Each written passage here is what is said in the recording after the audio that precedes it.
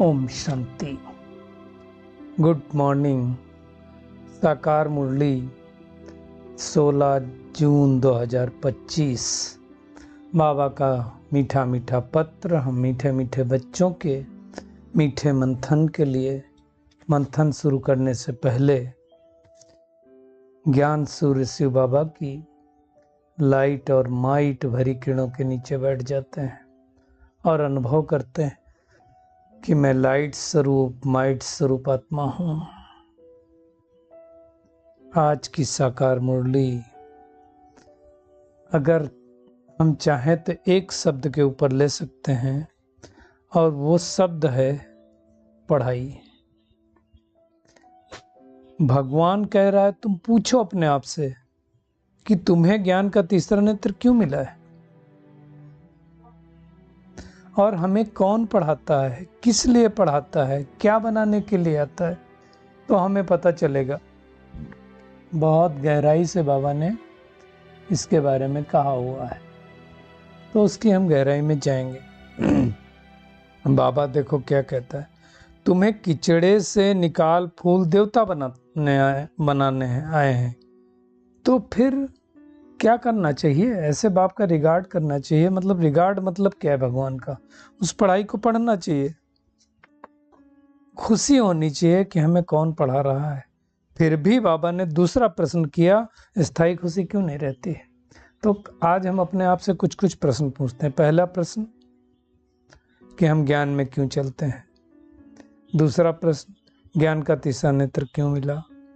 तीसरा प्रश्न, हमें स्थायी खुशी क्यों नहीं रहती है, कारण क्या है, क्यों बुद्धि इधर उधर जाती है ना? तो उसको भी पूछेंगे। दुनिया में मनुष्य इतना दुखी क्यों है, ये भी प्रश्न पूछ सकते हैं। दुनिया में डॉक्टर, कोई डॉक्टर बनते हैं, बैरिस्टर बनते हैं, कोई तो पढ़ के लाखों कमाता है और कोई कम क्यों कमाता है, तो उसके बारे में भी देखेंगे। और आज बाबा कहता है, देखो कोई राजा क्या होता है, प्रजा से बिल्कुल नहीं लेता है, और कोई प्रजा को लूटता है, तो ऐसे भी क्यों होते हैं। और रॉयल्टी की बात की है, राजाएं जो द्वापर युग के हुए हैं या कलयुग के हुए हैं वो रॉयल होते हैं, तो हमें कितना रॉयल होना चाहिए, है ना? भगवान हमें श्रृंगार रहा है, तो कैसे पढ़ाई पढ़नी चाहिए, है ना? लास्ट समय जब आता है हम शरीर छोड़ने का, तो कितना हाय तौबा करते हैं, और हमें तो शरीर भी कैसा मिलने वाला है। आज ये भी बात आई है, कोई पढ़ाई से तो सौभाग्यशाली बनते हैं, पढ़ते हैं इतना कि सौभाग्यशाली बन जाते हैं, और कोई की बुद्धि क्या होता है, भटकती रहती है।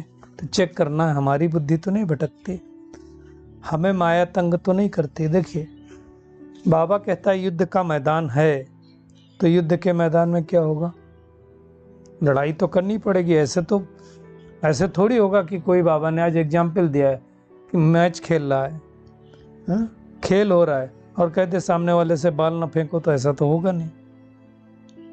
अतीन्द्रिय सुख की बात आई। और आज मोस्ट इम्पॉर्टेंट बात है, बाबा कहता है सारी धरती क्या है, एक टापू है। आज उनको भी याद किया है जो मान लो नहीं जा पा रहे हैं सेंटर पे। तो बाबा ने कहा तुम क्या करो, 7 रोज का कोर्स करके कहीं भी पढ़ सकते हो। 2 शब्द याद रखो, अल्फा और बे। और मनसा वाचा कर्मणा, पवित्रता में अगर हम संपूर्ण मार्क्स लेंगे तभी नंबर 1 आज्ञाकारी कहलाएंगे। और उसके लिए मनसा वाचा कर्मणा क्या क्या करना, अभिभावक है। और संबंध, संपर्क और स्थिति में लाइट रहो। दिनचर्या में लाइट नहीं होनी चाहिए। दिनचर्या हमारी कैसे होनी चाहिए, फिक्स, लेकिन लाइट हमें किस में होना है, संबंध संपर्क में लाइट होना। तो उसको भी देखेंगे। और जो अंतर आत्ममुखी आत्माएं होंगी, वो कैसी परिस्थिति हो, चाहे हिलाने वाली हो, चाहे कैसी भी हो, लेकिन एडजस्ट हो जाएंगे। तो आज की पूरी मुरली है, हम शुरुआत करेंगे पढ़ाई। है ना, जिसमें बाबा ने कहा कि तुम्हें कितना निश्चय है कि हमें भगवान पढ़ाते हैं, और तुम्हें भगवान पढ़ाते हैं किस लिए पढ़ाते हैं, प्रश्न पूछो अपने आप से। तो पहली बात है, भगवान हमें पढ़ाता है भगवान भगवती बनाने के लिए। मतलब जो लक्ष्मी नारायण होते हैं उनको भगवान भगवती कहा जाता है। तो इतनी ऊंची पढ़ाई पढ़ा रहा है, तो क्या हम इतनी ऊंची पढ़ाई पढ़ रहे हैं? अपने आप से पूछना है। हम पढ़ाई में हमारा मन लगता है। आप देखो, कोई पढ़ाई पढ़ करके क्या बन जाता है और कोई पढ़ाई पढ़ करके क्या बन जाता है, पढ़ाई के ऊपर डिपेंड है ना। कोई पढ़ाई पढ़ करके डॉक्टर, आप देखो, लाखों रुपए कमाता है, एक एक ऑपरेशन का लाखों लेता है, फुर्सत नहीं मिलती है। बाबा कहता है खाने की भी फुर्सत नहीं मिलती। और कोई का देखो, क्लिनिक पे कोई आता ही नहीं है, तो कोई किसी के यहाँ सर्विस करता है। ये सब किस चीज़ के ऊपर डिपेंड करता है? अगर हम गहराई में जाएं तो ये सब एक ही चीज़ के ऊपर डिपेंड करता है कि हमने पढ़ाई किस रीति से पढ़ी, किस ढंग से पढ़ी, कितनी मेहनत करके पढ़ी है, तभी हो सकता, नहीं तो नहीं हो सकता है। वो हमें देखना है कि हम पढ़ाई कितनी शिद्दत से पढ़ते हैं। भगवान अगर पढ़ाता है तो पढ़ाई उस नशे से पढ़नी चाहिए, परंतु नशा गुम क्यों हो जाता है? देखो, दुनिया में किसी को नहीं मालूम कि भगवान आकर के इस समय पढ़ा रहा है, लेकिन फिर भी हमें पढ़ाई क्यों नहीं है? बाबा ने कहा, देखो, अगर कोई व्यक्ति हो जो ना जानता हो, ऐसा कोई पढ़ाई में होता है जो अपने टीचर को, पढ़ाई को ना जानता हो? कोई स्टूडेंट होगा दुनिया में? फिर यहाँ ऐसा क्यों है कि हम अपने टीचर को ठीक से नहीं जानते? और ख़ास करके टीचर कोई सामान्य न हो, जब स्वयं वर्ड अलमाइटी अथॉरिटी हो, तो फिर हमें क्यों नहीं ठीक से पढ़ना चाहिए? क्यों नशा और नहीं चढ़ता? आज अपने आप से पूछें। मुझे जो लगता है कि नशा न चढ़ने का कारण है निश्चय। जब निश्चय में कमी होती है तो नशा नहीं चढ़ता। निश्चय नशा की निशानी है। निश्चय ने निश्चिंत किया, निश्चित विजय हमारी। ये 3 शब्द हैं। निश्चय ने निश्चिंत किया, निश्चय विजय हमारी। तो हमारी विजय निश्चित है, फिर भी हमें खुशी क्यों नहीं हो रही है? क्योंकि निश्चय की कहीं ना कहीं कमी। अब निश्चय भी सबका नंबरवार होता है। कोई कोई तो देखो, आप ज्ञान में भी चलते रहते हैं, और दूसरा बाकी लोगों के पास भी जाते रहते हैं, क्योंकि सोचते हैं पता नहीं कोई देवी देवताएं भगवान न हो, ये नहीं हुए तो कहीं ना कहीं से तो कुछ मिल जाएगा हमको। तो ये निश्चय की बात है। किसी को निश्चय होता है कि यही भगवान है, तो उसके बताए गए रास्ते पर चले आते हैं। कई लोग क्या होता है कि फिर बाबा के ज्ञान में अपने नाम मान शान के लिए आते हैं, कई अपने प्लेटफॉर्म को आगे करने के लिए आते हैं। तो सब तरह के बच्चे हैं। दूसरी बात है, बाबा कहता है दूसरा प्रश्न भी पूछो कि हमें खुशी क्यों नहीं रहती है? भगवान पढ़ा रहा है, देहधारी नहीं पढ़ाता है। तो मेरे को जो समझ में आता है, एक ये रीजन है कि हम अशरीरी नहीं होते हैं। हम शरीर समझ के बाबा को याद करने लगते हैं तो खुशी नहीं होगी। अशरीरी समझ करके अशरीरी बाप को याद करेंगे तो हमें वो स्थायी खुशी होगी। बाबा खुद कहता है कि बच्चे भूल जाते हैं, नहीं तो खुशी रहनी चाहिए ना।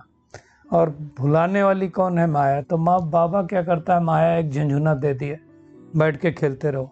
बाकी माया कुछ होती नहीं है। माया मतलब क्या है? 5 विकार, यानी हमारी कमी कमजोरी ही माया है ना। तो हमें उस कमी कमजोरी पर विजय प्राप्त करनी है। अब विजय प्राप्त नहीं करते हैं तो फिर हमें कौन याद आता है?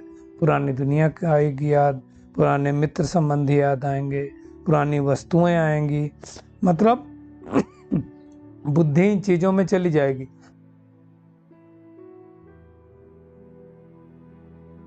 भगवान कहता है बुद्धि से शांतिधाम सुखधाम को याद करो। हम क्या करेंगे? पुरानी दुनिया को याद करेंगे। वैसे अपने आप से प्रश्न पूछना है कि हमें ज्ञान का तीसरा नेत्र क्यों दिया है? तो शांतिधाम सुखधाम को याद करने के लिए दिया ना। पुरानी दुनिया, पुराने मित्र संबंधियों को याद करने के दिया नहीं। बाबा कहता है उनसे बुद्धि निकालो, तब तुम खुशबूदार फूल बन जाएंगे। फूल मतलब देवता, कीचड़े से निकलकर फूल देवता बन जाएंगे। अब आप देखो, अगर बाबा क्यों मना करता है कि हमें न याद करो? मान लो हमने पुरानी दुनिया को याद किया, पुरानी दुनिया के व्यक्तियों को याद किया, तो हमारी बुद्धि में क्या चलेगा? इसलिए आप देखो, कोई कोई पुरानी बातों को याद करके इमोशनल हो जाते हैं। आपके जीवन में कोई पुरानी, बहुत पुरानी घटना हुई हो, जो घटना आपको खुशी न दे रही हो, और वो घटना आपको याद आ जाए, तो क्या करेंगे आप? जैसे ही वो घटना याद आएगी, वो आपके इमोशंस जनरेट हो जाएंगे। क्यों? क्योंकि आप उस सीन के साथ इंटेंगल हो जाएंगे। इसलिए आप देखो, कोई व्यक्ति जब टीवी देखता है या न्यूज़ सुनता है या मोबाइल में या कहीं यूट्यूब पे कहीं भी देखता है और कोई इमोशनल सीन होता है, तो लोग इमोशन हो जाते हैं। अभी जैसे वो प्लेन दुर्घटना वाला हुआ, अब उसका बहुत सारे तो अंदर का लाइव भी भेजे ना, अंतिम समय का। अब उस सीन को देख करके कितने लोग इमोशन हो जाएंगे। इमोशन हो जाएंगे मतलब क्या हो गया? वो सीन हमारे ऊपर और रूल कर लिया, हमारे को क्या किया उसने? और पावर कर लिया। हमारे अंदर वो इमोशंस जनरेट हो गए। ऐसे पुरानी दुनिया को याद करने से होता है, पुरानी बातों को याद करने से होता है। तो हम खुशबूदार फूल नहीं बन सकते हैं। खुशबूदार फूल बनने के लिए हमें क्या करना पड़ेगा? बाप को याद करना पड़ेगा, दुखधाम को भूलना पड़ेगा। जो भगवान आकर के हमें खुशबूदार फूल बनाते हैं, 21 जन्मों के लिए सुख देते हैं, फिर भी यहाँ धन दौलत की बुद्धि में लटक पड़ती है, उनसे बुद्धि निकलती नहीं है।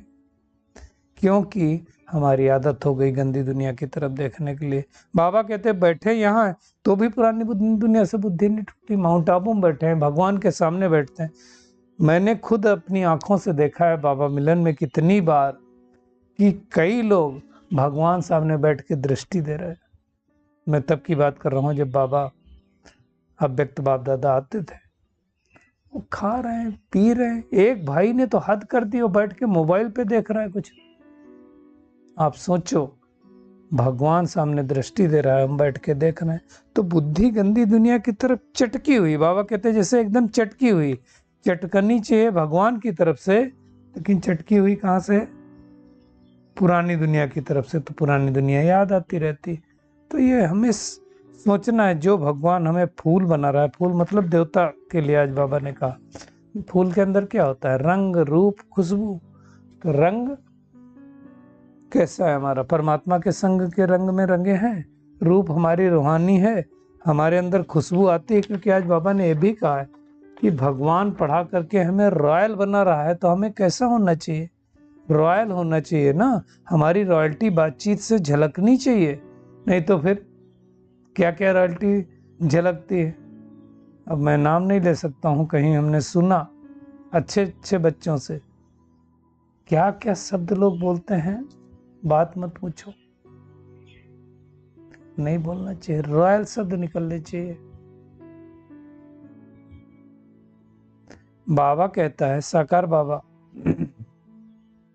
कि उन बाबा का तो आना जाना बैठना था ना, तो कहता है बाबा कि राजाओं को जैसे नजराना देते हैं, कोई जाएगा ना, मान लो नजराना देंगे, तो अपने हाथ में नहीं लेते। राजाओं से मिलते थे पहले, कि शायद परंपरा थी कि जब राजाओं से मिलने जाएंगे तो कुछ नजराना देंगे। तो जो रॉयल राजा होते थे खुद नहीं लेते थे, सिक्योरिटी की तरफ इशारा करते थे कि उनको दे दो, है ना। तो देखो, राजाओं में भी रॉयल्टी होती है, और हम तो क्या बनने वाले? डबल सिरताज। बाबा कहता है डबल सिरताज राजाएं बनते हो। तो हमें कितना रॉयल होना चाहिए। बाबा ने कहा राजाओं में फर्क होता है। कोई राजा तो बहुत लूटते हैं, और कोई राजाएं फिर प्रजा से बिल्कुल नहीं लेते हैं। ऐसा ही है।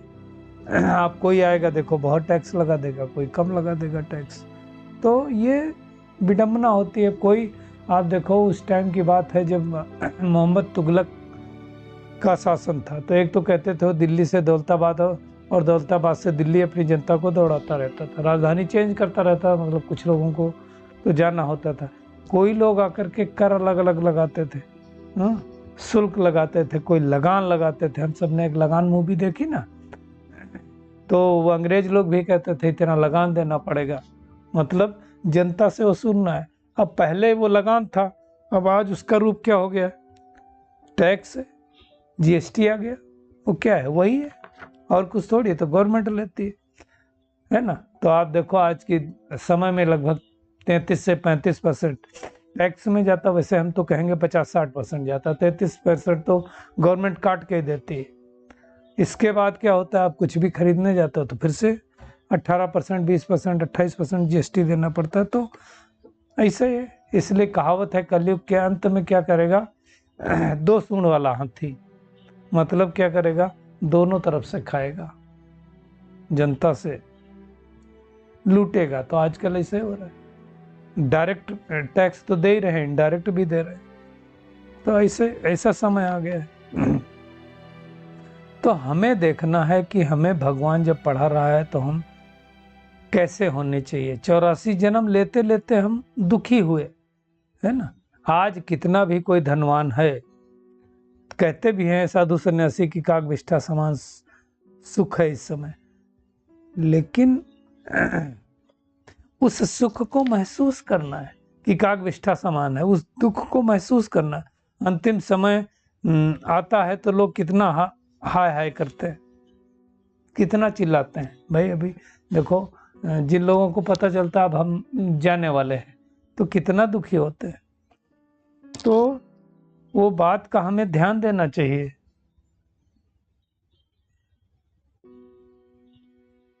कि हमें भगवान आकर के पढ़ा रहा है तो हमारी बुद्धि भटकनी नहीं चाहिए।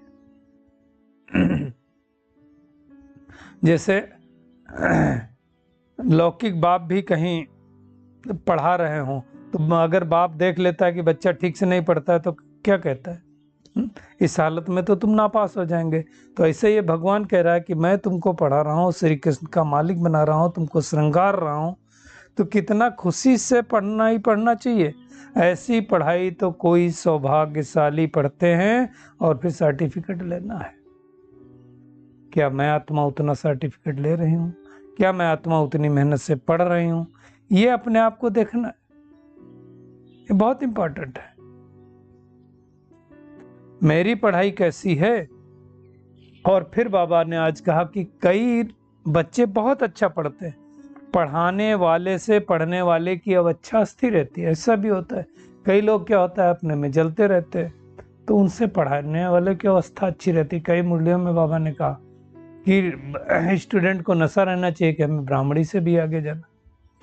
तो देखो, निश्चय और नशा, इसकी तो बात है, इसी के ऊपर तो सारा मदार है। हमें अपने अंदर में देखना चाहिए कि हमारे अंदर कौन कौन सी कमी है, क्योंकि माया से हमें पार जाना है। अगर हम जरा भी गफलत करेंगे तो माया कच्ची खा जाएगी। इसलिए कहते हैं गज ने ग्राह को खाया, है ना, सारी गज को ग्राह ने खाया। ग्राह मगरमच्छ होता और गज हाथी को कहते हैं। इतना बड़ा शरीर और मगरमच्छ उसको लील जाए। तो ये इसी समय की बात है, बड़े बड़े महारथियों को भी माया छोड़ती नहीं, क्यों, युद्ध का मैदान। फिर कई बाबा को कहते हैं कि बाबा माया को कहो कि हमें ऐसे नहीं पकड़े। बाबा कहता है युद्ध का मैदान है, महाराजा महारानी तुम बनोगे, और मैं माया को कहूँ कि उंगली न लगाए। भाई युद्ध के मैदान में हो तो माया तो पछाड़ेगी। ऊंच पद पाना है तो मेहनत करो ना। तो बाबा आज कह रहा, हर एक बच्चे को शौक होना चाहिए कि हम अपना भविष्य जीवन कैसे हीरे तुल्य बनाए। उसके लिए मेहनत करना है, उसके लिए मुरली की गहराई में जाना है, और हमारे अंदर जो विघ्न आए हैं उनको मिटाते जाना है। तो उसके लिए विघ्न विनाशक बनना है ना। कैसे भी करके बाप से वर्षा जरूर लेना है। इस पढ़ाई में जो रुकावट आती ना, उस रुकावट को दूर करना है। आज बाबा ने एग्जाम्पल दिया, कोई बच्चा मान लो ज्ञान में चलना चाहता है तो माँ बाप कहेंगे तो हमारा बिजनेस है, क्या करेंगे। तो भगवान कहता है कि वो बच्चा फिर कहता है तुम्हारा लाख करोड़ लेके क्या करेंगे, भी तो सब जाने वाला है। इसलिए कहावत है, किनकी दबी रहेगी धूल में, किनकी आग जलाए।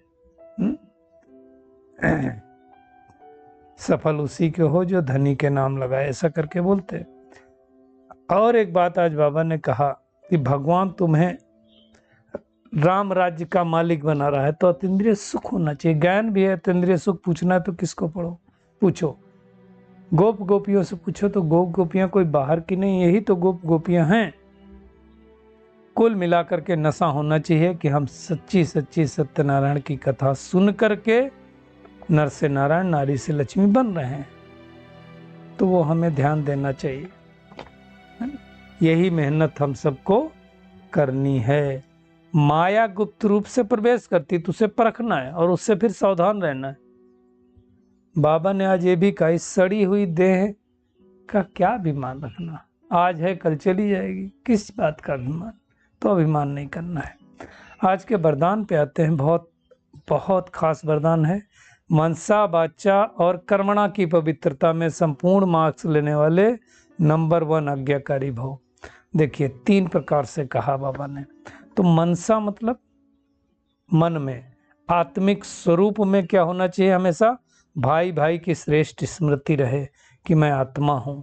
मतलब संकल्प में भी अपवित्रता के संस्कार इमर्ज नहीं होने चाहिए। और वाचा में सदैव सत्यता भी होनी चाहिए और मधुरता भी होनी चाहिए। 2 गुण चाहिए, सच्चाई सफाई चाहिए और मधुर होना चाहिए। इसका मतलब नहीं कि हम सत्य बोल रहे हैं तो फिर हमारे अंदर वो मधुरता चली जाए, वो नहीं होना चाहिए। और कर्मणा में सदा नम्रता, संतुष्टता और हर्षित मुक्ता, 3 गुण। मनसा में आत्मिक स्वरूप का गुण, भाई भाई की स्मृति का गुण 1 गुण। वाचा में सत्यता और मधुरता 2 गुण। कर्मणा में नम्रता, संतुष्टता और हर्षित मुक्ता। कर्म हमारे जब कर रहे हो तो समय नम्रता का गुण धारण किया होना चाहिए, नम्रता का कवच बोलते हैं। संतुष्ट होना चाहिए और मुख हर्षित होना चाहिए। इसी आधार पर ही नंबर मिलने वाले हैं।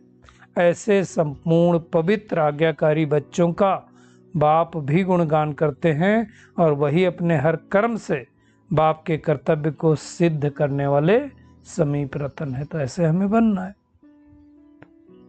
और संबंध, संपर्क और स्थिति में लाइट बनो, दिनचर्या में नहीं।